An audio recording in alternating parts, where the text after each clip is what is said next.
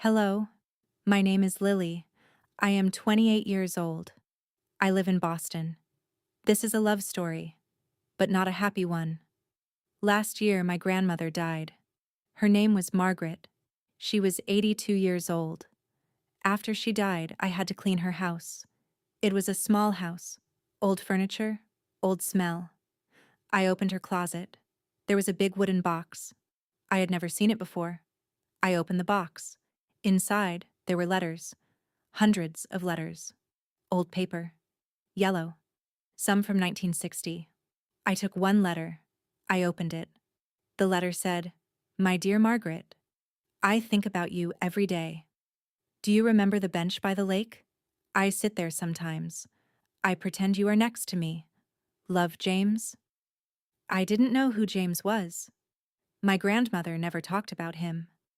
I read another letter, and another, and another. Every letter was from James. I took the box to my apartment. I read all the letters. It took me 3 days. James wrote the first letter in 1962. He was 22 years old. My grandmother was 20. They were in love, deeply in love. James wrote, "Margaret, you are the most beautiful woman I have ever seen. When you smile, the whole world stops." He wrote, "Last night we walked by the river. You held my hand. I never want to let go."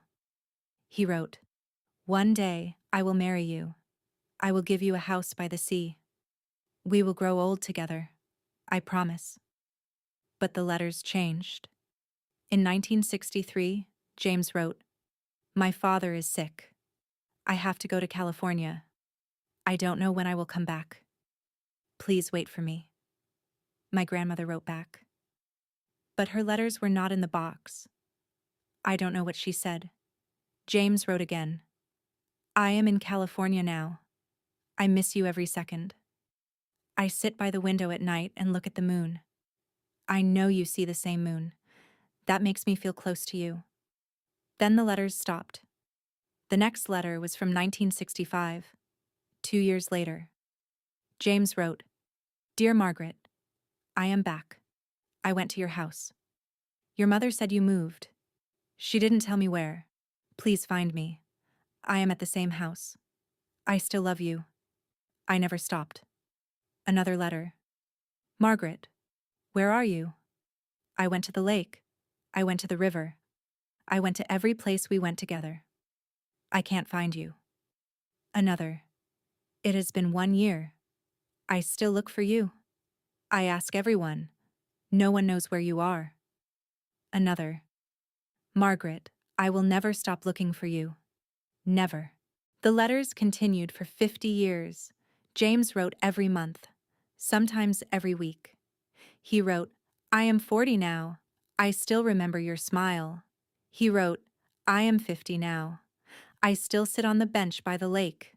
He wrote, "I am 60 now. My hair is gray. My legs hurt. But I still walk to the lake every Sunday." He wrote, "I am 70 now. I don't know if you are alive. I don't know if you remember me. But I remember you. I will always remember you." The last letter was from 2015. James was 75 years old. He wrote, "Dear Margaret, I am sick now. I don't have much time. I want you to know, you were the love of my life. I never married anyone else. I never loved anyone else. It was always you. Only you. If you read this letter someday, know that I am still waiting. I will be waiting for you on the other side. Love, James." I finished reading all the letters. I was crying. I asked my mother, "Who is James?" My mother's face changed. She looked sad. She said, "James was your grandmother's first love. Her father didn't like him. He sent her away. She was forced to marry your grandfather." I said, "Did she love my grandfather?" My mother said, "She respected him, but she never loved him, not the way she loved James." I said, "Did she know that James looked for her for 50 years?" My mother said, "No. Her father hid all the letters. She never saw them. I looked at the box again. All those letters. All that love. All that waiting. James waited 50 years for a woman who never came. My grandmother lived 50 years with a man she never loved. They both lost something beautiful. Because one father said no. I found James. He was still alive, 82 years old.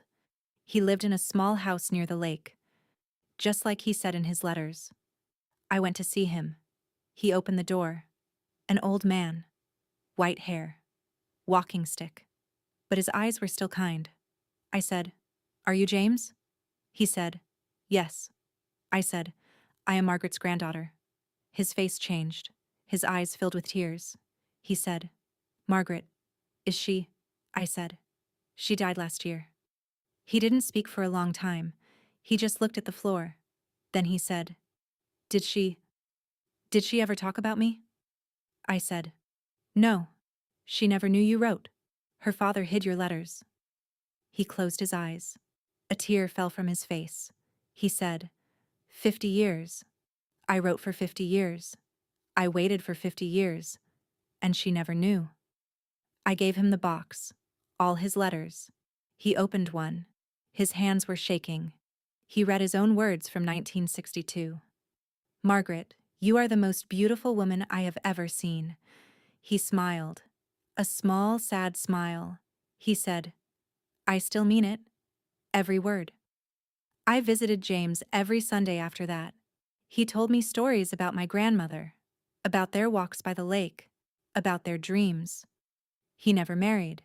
He never had children. He just waited. One day I asked him, was it worth it? Waiting for someone who never came? He looked at me. He said, "Lily, love is not about getting something back. Love is about giving. I gave my heart to your grandmother. She still has it, even after all these years." He died 2 months later. I was with him.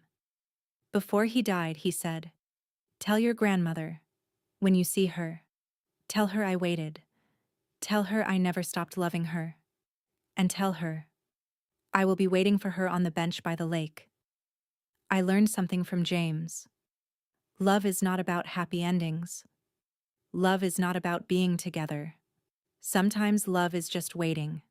Sometimes love is just remembering.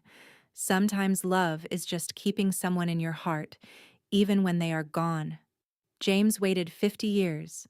He never got his happy ending, but he never lost his love. And maybe that is enough. Thank you for listening. Please like this video and subscribe to my channel. New story every day. See you tomorrow.